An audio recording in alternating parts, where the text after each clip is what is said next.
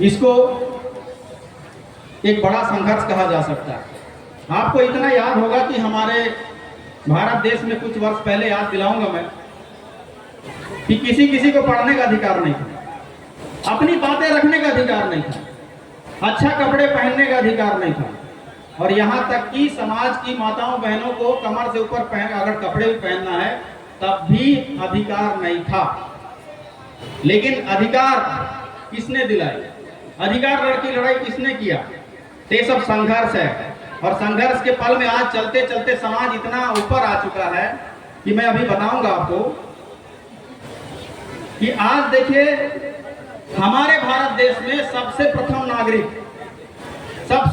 नागरिक के रूप में महामहिम हमारे आदिवासी समाज है। ये हमारे समाज की उपलब्धि है। संघर्ष से बड़े चले थे और आज भारत देश का प्रथम नागरिक हमारे समाज के महामहिम राष्ट्रपति हैं।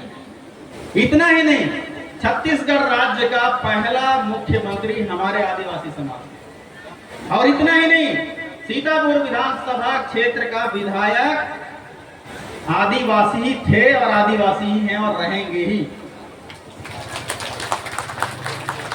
इतना ही नहीं, मैं बीच के कुछ पदों को कट करके बताना चाहता हूं कि सीतापुर विधानसभा के 7% ग्राम पंचायत के सरपंच आदिवासी, 7% है कि नहीं है जी? 7% सरपंच आदिवासी। तो आप सोचिए कि एक नेतृत्वकर्ता में जमीन से लेके उच्च पद तक का पूरा पदेन में हर जगह पे स्थापित है सर्व आदिवासी समाज के लोग, तो फिर हम कमजोर कहां से, कमजोर कहां हैं हम? आज हमारे पास देखिए बड़े बड़े अधिकारी भी हैं समाज के, बड़े बड़े अधिकारी, बड़े बड़े इंजीनियर हैं, वैज्ञानिक हैं और धुरंधर शिक्षक शिक्षिकाएं हैं जिनके अलग अलग ख्यातियां हैं, पीएचडी प्राप्त किए हुए, डॉक्टर की उपाधि प्राप्त किए महान लोग हैं हमारे समाज में। बड़े बड़े अधिवक्ता हैं, पत्रकार हैं, सरहद में लड़ने वाले सूरवीर जवान हैं, पुलिस के बड़े बड़े अधिकारी हैं, न्यायाधीश हैं, जमीन में चलने वाले से लेकर आसमान में उड़ाने वाले पायलट हैं, और हर जगह हर परिस्थिति में आदिवासी समाज के लोग जो है आज अपना योग्यता को साबित कर रहे हैं। लेकिन फिर भी ये सोचने वाली बात है कि सब जगह हम हैं, लेकिन फिर भी हम समाज को मजबूत क्यों बोलते हैं? फिर भी जिस स्तर का विकास होना चाहिए उस स्तर का विकास क्यों नहीं होता? आज आपने जब रैली निकाला तो बहुत गड्ढे मिले होंगे रोड। हमारे पीए ने फोन किया था इधर किसी के पास, तो एक बात मेरे को सुनाई दिया स्पीकर से कि सीतापुर का रोड बहुत अच्छा है, थोड़ा ऊंचक के चलना। ये माइक से कोई बोल रहे थे। तो सबसे पहले तो मैं इसके लिए माफी चाहता हूं क्योंकि 6 महीना मैं बना नहीं पाया, इसके लिए मैं आप सबसे माफी चाहता हूं। और आदिवासी दिवस में आप सबने जो रैली निकाला उसमें थोड़ा सा आपको तकलीफें हुई होंगी, लेकिन युवाओं को मैं कहना चाहूंगा कि जब तक रोड में गड्ढे ना हो तब तक आपको छलांग लगाना कैसे आएगा? मगर आपको ये विश्वास दिलाते हैं कि ये गड्ढे जो है आने वाला साल नहीं कहूंगा, कुछ महीने में ठीक हो जाए, इसकी सैंक्शन हो गया।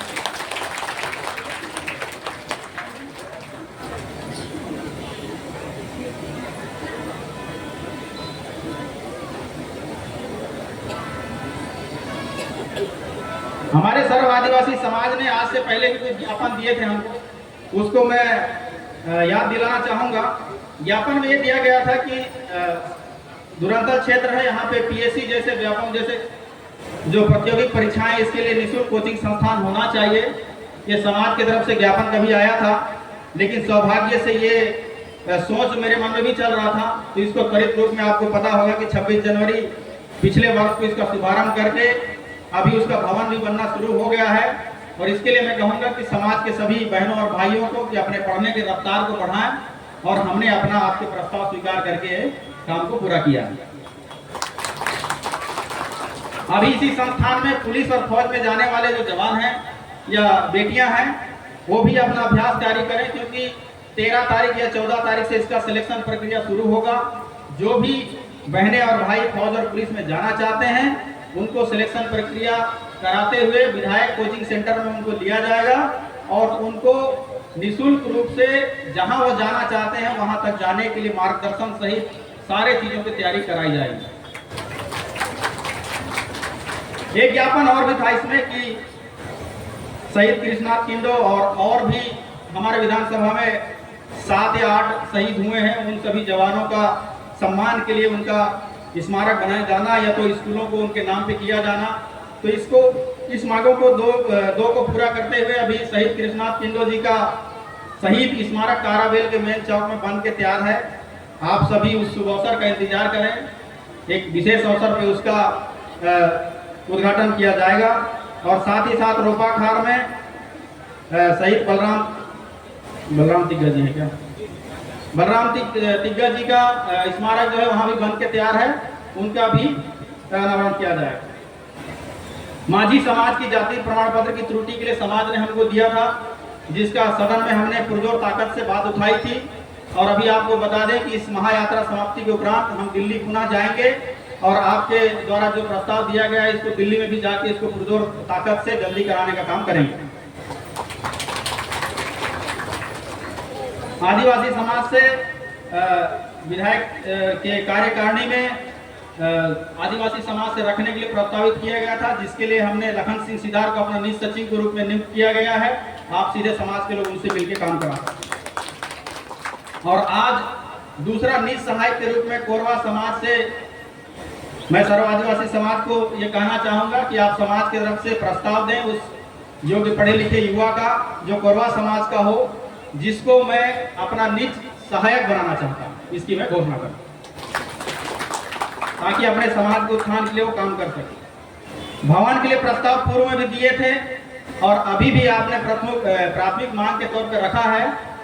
ये भवन मैं समझता हूं कि सर्व आदिवासी समाज सीतापुर के लिए भवन एक सपना बन चुका है, लेकिन सपना बोलते हैं ना कि जितना बड़ा सपना हो उतना ही संघर्ष लगता है।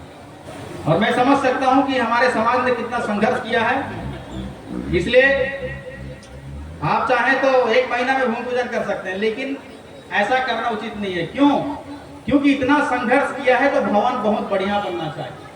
भवन ऐसा बनना चाहिए जिसमें हमारी समाज की संस्कृति झलकनी चाहिए। भवन ऐसा बनना चाहिए कि जिसमें हमें गर्व होना चाहिए कि हमें इंतजार इतने वर्षों तक किया, तो केवल दीवार खड़ा करने के लिए नहीं किया। इसलिए हमने एक सामाजिक परिसर बनाने का फैसला अपने पार्टी कार्यकर्ताओं से चर्चा कर रहे थे। इसमें यह है कि सर्व आदिवासी समाज का एक मुख्य सदन भवन होगा, जिसमें बाकी सभी समाज का एक ही लाइन में अलग अलग कार्यालय होगा, जिसमें आप अलग अलग ही बैठ सकेंगे और जो भी सामाजिक निर्णय होगा आपके सदन में होगा।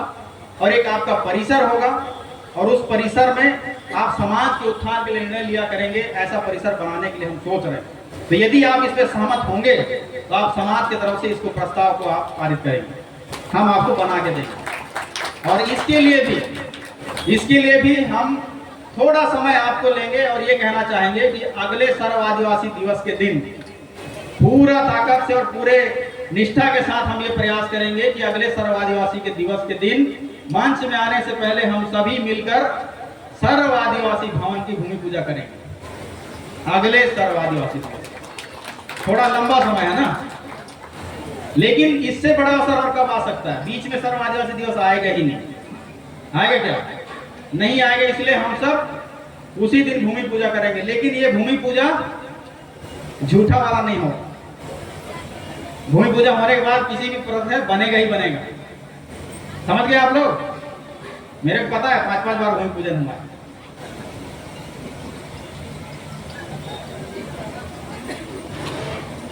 इस प्रकार से कई मांगे थी, जिसमें क्षेत्र में हुए घटना को भी था, जिस घटना का मैं नाम जिक्र नहीं करूंगा, लेकिन एसआईटी गठित होकर उसकी जांच जारी है।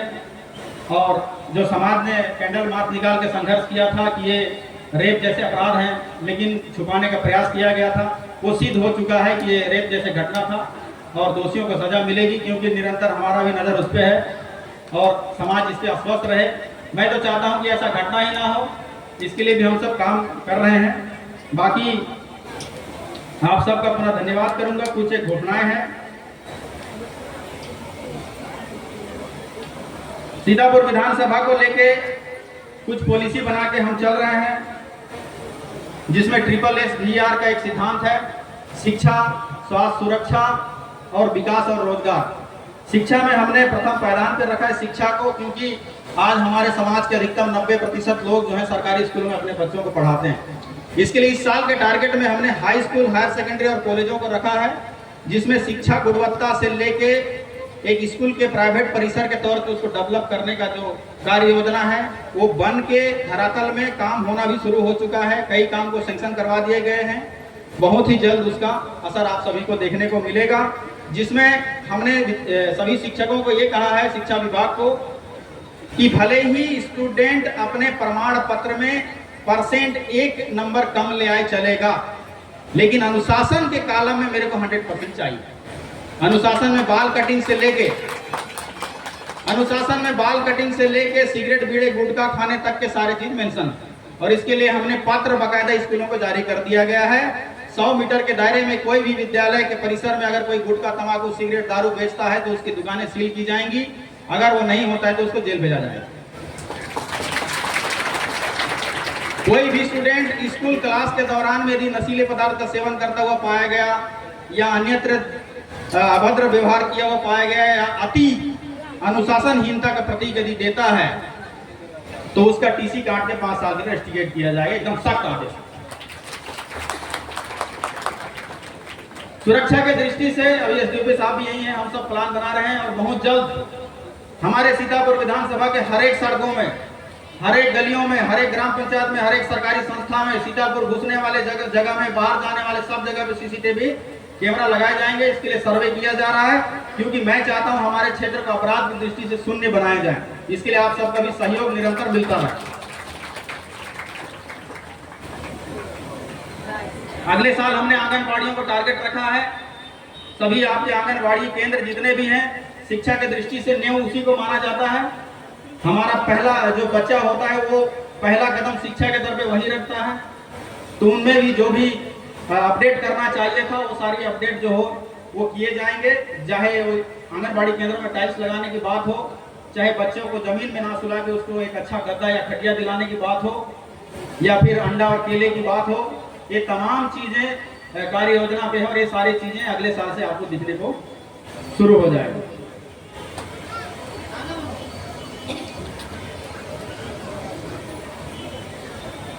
होगा कि सीतापुर विधानसभा में देश का दूसरा भारतीय झंडा की स्वीकृति हो गई है मैन पार्ट में, जिसमें 30 एकड़ जमीन में एक पार्क बनने वाला है।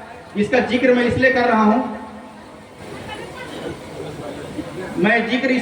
हूं क्योंकि ये पार्क हमारे समाज के लिए, हमारे क्षेत्र में निवास करने वाले उन सभी समाजों के लिए बहुत ही ज्यादा गौरवशाली पार्क होगा, क्योंकि उस पार्क में हमारी संस्कृति को स्थापित किया जाएगा। हमारे क्षेत्र में कर्मा नाचने वाले हैं, कर्मा की संस्कृति है, उसको भी वहां स्थापित किया जाएगा और कुडुख भाषा में, हिंदी भाषा में, अंग्रेजी भाषा में उसका इतिहास लिखा जाएगा। सेम उसी प्रकार से गौड़ समाज के हैं, आपकी जो सैला नृत्य हो चाहे जो भी नृत्य है, आपके वहां संस्कृति को स्थापित करके आपके भाषा में उसको वहां स्थापित किया जाएगा। और ये झंडा 415 फीट का है, जो देश का दूसरा झंडा होगा। ये हम सभी के लिए बड़ी गौरव का बात है।